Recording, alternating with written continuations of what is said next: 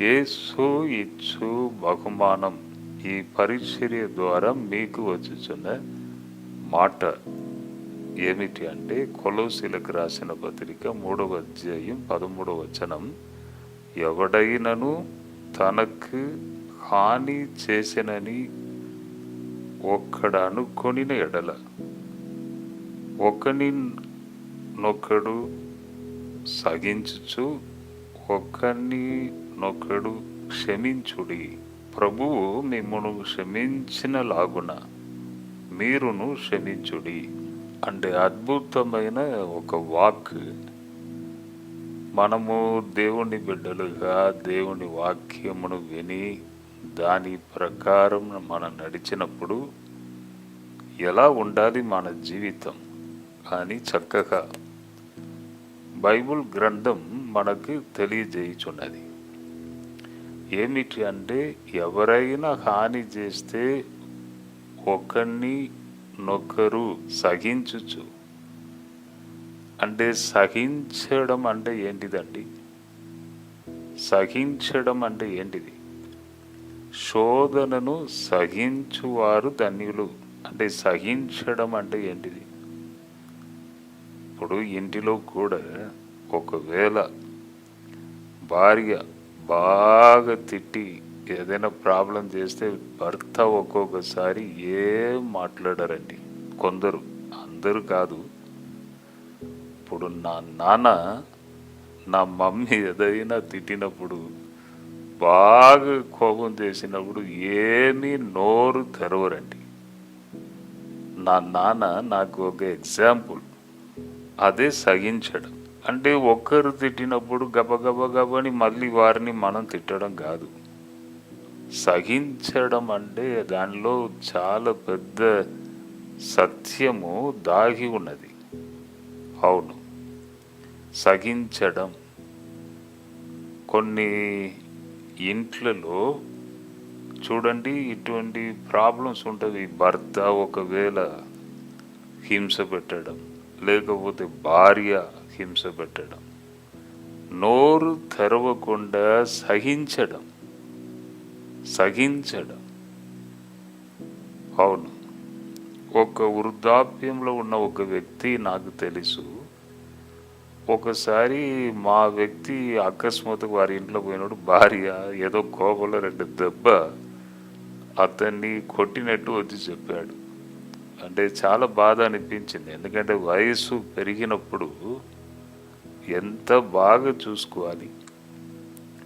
వయసు పెరిగినప్పుడు మనము ఏదైనా ఎక్స్గా మాట్లాడితే, ఏదైనా వారు హృదయం బాధపడినట్లు ఏదైనా మాట్లాడితే ఆ బాధకే వారు త్వరగా వెళ్ళిపోతారు. అందుకే ఒక్కొక్కసారి నేను అడుగుతాను, చనిపోయారా మీరే పంపించారా అని ఒక్కొక్కసారి నేను నవ్వుతూ అడుగుతూ ఉంటాను. ప్రెషర్ అంటే ఒత్తిడి. కొందరు వయస్సు పెరిగినప్పుడు తట్టుకోలేకపోతారు, కానీ నోరు తెరవకుండా సహిస్తారండి. దానికే పేరు సహించడం. ఇప్పుడు మన దేశంలో కూడా అన్ని మతాలు ఉన్నవి, అన్ని మతాలకు చెందిన వారు ఉన్నారు. ఒకవేళ ఒక క్రైస్తవ మీటింగ్ జరిగినప్పుడు పక్కకు ఉన్న హౌసెస్ వారికి కొద్దిగా ఇబ్బందిగా ఉంటుంది ఆ సౌండ్ వలన. సహిస్తారు, సరే, వారి సంతోషం మనం డిస్టర్బ్ చేయవద్దు. కానీ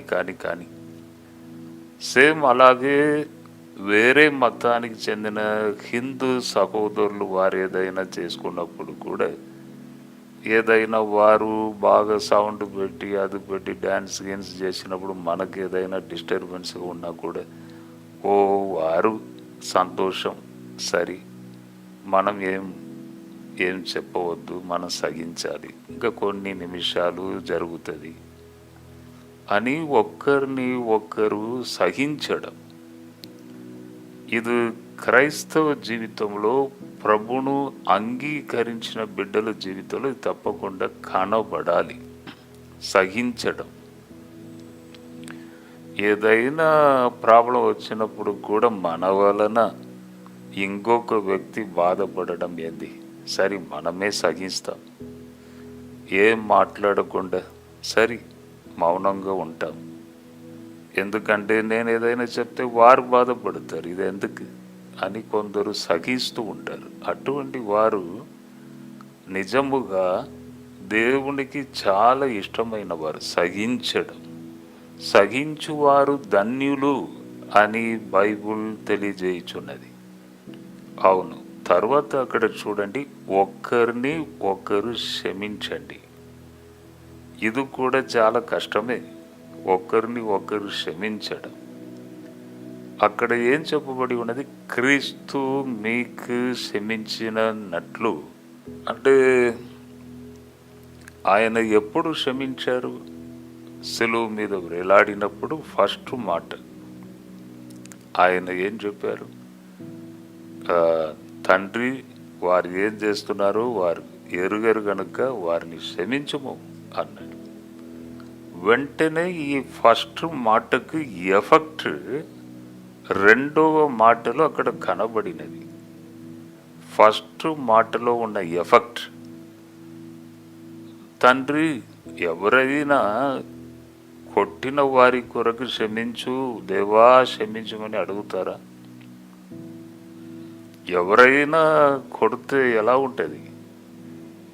మళ్ళీ ఒక నలుగురిని తీసుకుపోయి మళ్ళీ కొట్టాలయ్యా, ఇలాగే ప్రజలు అనుకుంటారు. ఎందుకంటే కొట్టే వరకు పోదు సమస్య, ఒక్కొక్కసారి చేయి దాటిపోయినా కూడా మళ్ళీ నేను కొందరిని తీసుకొస్తా, చూద్దాం, ఇలాగే ఉంటుంది. ఇప్పుడు ఇజ్రాయిల్ కూడా చూడండి, దాడి చేస్తే వదిలిపెట్టాను, మా దేశ జోలికి ఎవరైనా వస్తే రియాక్షన్ భయంకరంగా ఉంటుంది, మళ్ళీ ఒకసారి మీరు తిరిగి చూడరు, అలా ఉంటుంది అని ఇజ్రాయేలు ప్రైమ్ మినిస్టర్ హెచ్చరిక ఇస్తున్నాడు. ఎవరైనా, ఇది అబ్రహాం, ఈసాక్, యాకోబు యొక్క ల్యాండ్ ఇది అని ఇట్లా అంటున్నారు.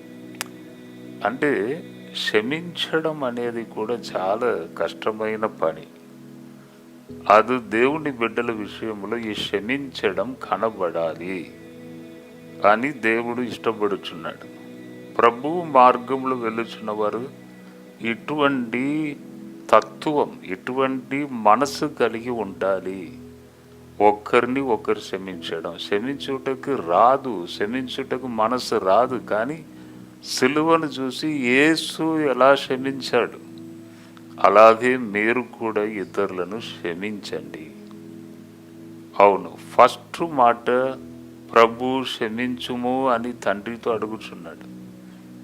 ఎవరైనా కొట్టినప్పుడు దేవా క్షమించుమని అంత మనస్సు ఉంటుందా? దేవుడు నేను క్షమించే దేవుడు అంటున్నాడు. మోషే అను ప్రవక్తకు తన నామమును ప్రకటించుచున్నాడు దేవుడు.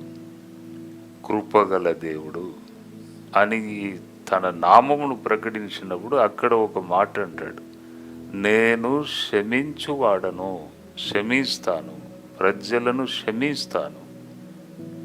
ఫర్గివర్, క్షమిస్తాను. అందుకే ప్రజలందరూ వచ్చి కొన్ని బహిరంగ సభలలో కూడా పశ్చాత్తాపడి ప్రసంగాన్ని విని వారు పశ్చాత్తాపడి దేవా క్షమించుము అని ముందుకు వచ్చి బాగా ఏడుస్తూ దేవునికి తన జీవితాన్ని సమర్పిస్తూ ఉంటారు.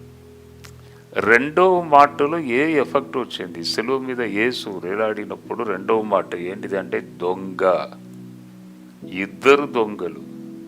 వారు ఫస్ట్ ప్రభు క్షమించాడు కదా, ఆ ఫస్ట్ మాటను వారు విన్నారు, పక్కకే ఉన్నారు కదా, ఇటు ఒకరు విన్నారు. విని అబ్బా ఎంత గొప్ప మనసయ్యా, ఎంత కనికరము లేకుండా వారు కొట్టిన చీల్చివేసిన మేకులతో ఈ వ్యక్తి ఏంటిది క్షమించమంటున్నాడు, నిజముగా దైవ కుమారుడే, ఆయనే క్షమించినప్పుడు నేను ఏ పాటి వాడను అని ఒక దొంగ అక్కడనే మార్పు చెంది క్షమించ గుణం ఆయనలోనికి వచ్చింది.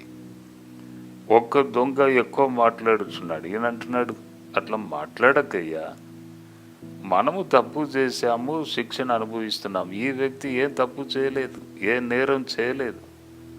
ఆ క్షమించే ఒక మనస్సు, పశ్చాత్తాపపడుచున్న ఒక మనస్సు ఆయనకు కలిగినది. ఎందుకు కలిగినది? యేసు ఫస్ట్ మాటలో క్షమించాడు కాబట్టి ఆ మనసు కలిగింది. కాబట్టి ఆయన ఏమంటున్నాడంటే, అలా మాట్లాడకయ్యా, మనం తప్పు చేసి ఆయన తప్పు చేయలేదు అని దైవ కుమారుడని నమ్మి, దేవా నన్ను కూడా నీవు క్షమించి పరదైసులు అంటే నీతో నన్ను ఉంచుకో అని అడుగుచున్నాడు. అంటే ఆ మనస్సు వచ్చేసింది ఆయనకు కూడా. ఆ పశ్చాత్తాప మనసు వచ్చింది. ఒక దొంగకు పశ్చాత్తాప మనసు రాదు. పశ్చాత్తాప మనసు ఉన్నవారు దొంగతనం చెయ్యరు. కానీ అతనికి ఆ మనసు వచ్చేసింది కాబట్టి అతడు అడుగుచున్నాడు, నీతో నన్ను జ్ఞాపకం చేసుకోయ్యా, నీ రాజ్యంలో వచ్చినప్పుడు నన్ను కూడా జ్ఞాపకం చేసుకోమంటున్నాడు. చాలా తగ్గింపు మనసుతో ఆ మాట అంటున్నాడు. మనము కూడా ఈ దొంగ వలె పశ్చాత్తాప హృదయం కలిగి దేవుని దగ్గర అడిగి మనము కూడా దేవుని రాజ్యమును స్వతంత్రించుకోవాలి. కాబట్టి ఒకరిని ఒకరు క్షమించే గుణం ఉన్నప్పుడే అది సాధ్యం. అవును ప్రియులారా, కాబట్టి ఈ దినం ఈ మాటను కొద్దిగా మీరు ఆలోచించండి. మంచి వాక్యము. క్షమిస్తాము, సహిస్తాము. సహించడం, క్షమించడం, ఇది రెండు కనబడినప్పుడు దేవుని కృప, దయ ఎప్పుడూ మీ మీద ఉంటుంది. దేవునికి ఇష్టమైన ఒక వ్యక్తిగా ఉంటారు. అవును, దేవుని సన్నిధి ఎప్పుడు వస్తుందండి? దేవునికి ఇష్టమైన ఒక వ్యక్తి దగ్గర దేవుని సన్నిధి వస్తుంది. దేవుని సన్నిధి వస్తే ఎక్కడ పోయినా విజయమే. కాబట్టి అటువంటి కృపను ఈ దినము మీరు సంపాదించుకోవాలి. మీ కొరకు నేను ప్రార్థన చేస్తాను. ఈరోజు మీరు చేయబోచిన పని అన్నిటిలో దేవుని కృప మీకు తోడై ఉండాలని నేను మీ కొరకు ప్రార్థన చేయబోచున్నాను. ప్రభువా, ఈ మాటను మేము ధ్యానించాము, కొన్ని విషయాలను మేము తెలుసుకున్నాం. ఈ దినము నీ బిడ్డలు ఎక్కడికి వెళ్ళినా, ఏ పని మీద వెళ్ళినా వారిని మీరు కనికరించి కృప చూపి ఎటువంటి ఫెయిలియర్ లేకుండా, అపజయం లేకుండా జయమును ఇచ్చి నీ బిడ్డలను నడిపించండి తండ్రి. అడ్డు ఆటంకములు, అపవాది క్రియలను యేసు నామములో బంధించి ప్రేయర్ చేస్తున్నాను. ఇప్పుడే నీ హస్తము వారి మీదకి వచ్చును గాక. ఇప్పుడే ప్రభువా ముట్టండి. నీ గాయం ద్వారా స్వస్థత. ఎంతమంది బాధతో, ఇరుకుతో, ఇబ్బందులతో, వ్యాధితో, తీరని రోగంతో, మరణ అవస్థతో ఎంతమంది ఉన్నారో ఒక్కసారి మీ హస్తమును వారి మీద చాపండి తండ్రి. గాయం వారి మీద పడని ఇప్పుడే ప్రభువా నీ కృపతో నింపండి. కృపద ఇచ్చేయండి. మంచి ఆరోగ్యం, నెమ్మది ఇచ్చేయండి. ఘనత, మహిమ నీకే యేసు నామములో అడిగి వేడుకొనుచున్నాను తండ్రి. ఆమెన్. జడ్సన్ అబ్రహాం యూట్యూబ్ ఛానల్ని సబ్స్క్రైబ్ చేయండి, షేర్ చేయండి, లైక్ చేయండి. ఇతరులకు, మీ ఫ్రెండ్స్, బంధువులు అందరికీ షేర్ చేయండి. వారు కూడా వినని, వారు దీవించకూడితే మీకు ఆశీర్వాదం. కాబట్టి సబ్స్క్రైబ్ చేసుకోండి. ప్రభు మిమ్మల్ని దీవించును గాక. God bless you, God bless you, God bless you. అందరికీ శుభవార్త.